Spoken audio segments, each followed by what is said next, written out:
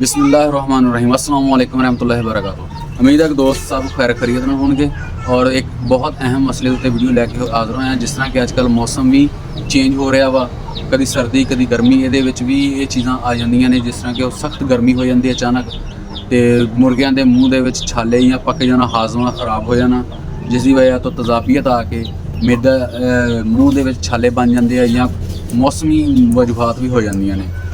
और यदा बर वक्त अगर तदराक कर लिया जाए तो ठीक है, नहीं तो ये मर्ज़ां जानलेवा भी हो जांदियां ने। क्योंकि जिसले मूँह दे छाले बनते हैं, परिंदा दाना पानी खाना छड़ जाता वा, और दाना पानी छड़ना उस तो बाद हौली हौली बुखार बाकी दी इमराज, जिसली कुव्वत मुदाफ़त असील की खास तौर पर कमज़ोर होंदी है, तो बीमारियां और अटैक ज़्यादा करदियां ने। जिस तरह कि इंसान बुढ़ापे वाल चले जाता वा, उस तो बाद वो बीमारियां का अटैक ज़्यादा होने लग जाता। इसी तरह असील नूं अगर एक मसला बन गया, तुसी टाइम सिर उसका ट्रीटमेंट नहीं किया तो समझ लो एक दे नाल दूजी, दूजी दे नाल तीजी, तीजी नाल चौथी मसले मसैल बढ़ते ही जाने हैं। इस वास्ते ज़रूरी है कि जिस तरह ही कोई चीज़ नज़र आवे परिंदियां दे विच, उहदा फौरन तदराक करना चाहिए वा।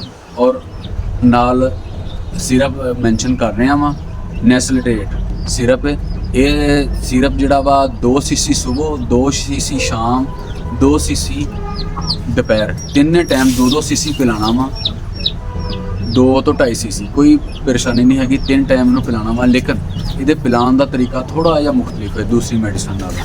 वो असी पाइप लगाई दा वा, साह की नाली तो अगे भेजी दा, ताकि साह की नाली च मैडिसन ना जाए और यकदम इंजैक्ट कर दी दी। लेकिन यह जी एक कतरा कतरा 2-2 कतरे मूँह सिटने और वो मुर्गा खुद अंदर लैके जाए, थोड़ी थोड़ी मैडिसन वो जज्ब हो के पूरे हिस्से च टच होंदी हुई जाएगी, और वो चीज़ जी है वो शिफा का बायस बनेगी। मैडिसन पिलाती ठीक 15-10 मिनट बाद। अगर तुसी दाना पानी पहले करवा लिया वा तो ठीक है, अगर नहीं तो फिर बाद च 1 घंटे का कम से कम गायब होना जरूरी है। 1 घंटे तो बाद उन्होंने दाना पानी करा दो, पहले दवाई दे दो, नहीं तो ये दाना पानी करवा लिया 10-15 मिनट बाद मुर्गे नूं बंद कर दो और ये सिरप दो। सिरप तो बाद 2-4 मिनट का, 5 मिनट का, 10 मिनट का, 10 मिनट का वक्फा पा लो। उस तो बाद सोमो जैल वो भी नाल मैंशन कर रहे हैं, वो पूरे गले विच लगा दो। और ये ज़रूरी नहीं है कि असी 3 टाइम लगानी, ये असी 3 टाइम तो ज़्यादा दफ़ा भी लगा सकते हैं, सही है, ताकि मुर्गा साडा फिट हो जाए।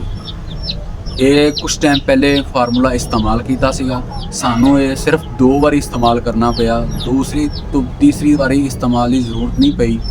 मुर्गा बिल्कुल फिट हो गया, दाना भी खान लग गया, छाले ख़त्म हो गए मूँह दे। लेकिन असी उन्होंने 2 तो 3 टाइम मजीद उन्होंने मेडिसन दी, ताकि अगर किसी जगह पर कोई कमी पेशी है वो हिस्से तो वो दूर हो जाए। उम्मीद है कि आज की वीडियो दोस्तों को पसंद आएगी। अगर वीडियो पसंद आए तो चैनल को सबसक्राइब, वीडियो को लाइक जरूर करते हुए जाना। कमेंट सैक्शन अपनी राय का इजहार जरूर करना, ताकि नई आने वाली वीडियो भी ਤੁਹਾਡੇ ਲਈ ਇਨਫੋਰਮੇਸ਼ਨਲ ਹੋਵੇ। अगर किसी का कोई सवाल होवे किसी भी मुतल्लिक, वो अपना छड़ सकता वा, नैक्सट वीडियो वो सवाल के उपर होगी। तब तक अपना और अपने शौक का बहुत सारा ख्याल रखना। मिलते हैं किसी नई वीडियो में। खाल महमूद ने इजाज़त दो। अल्लाह ने।